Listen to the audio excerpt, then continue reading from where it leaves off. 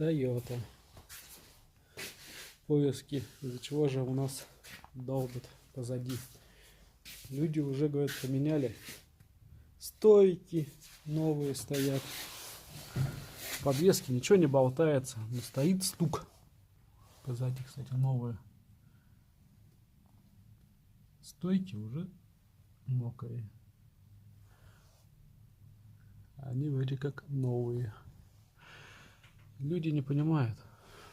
Многие механики не понимают.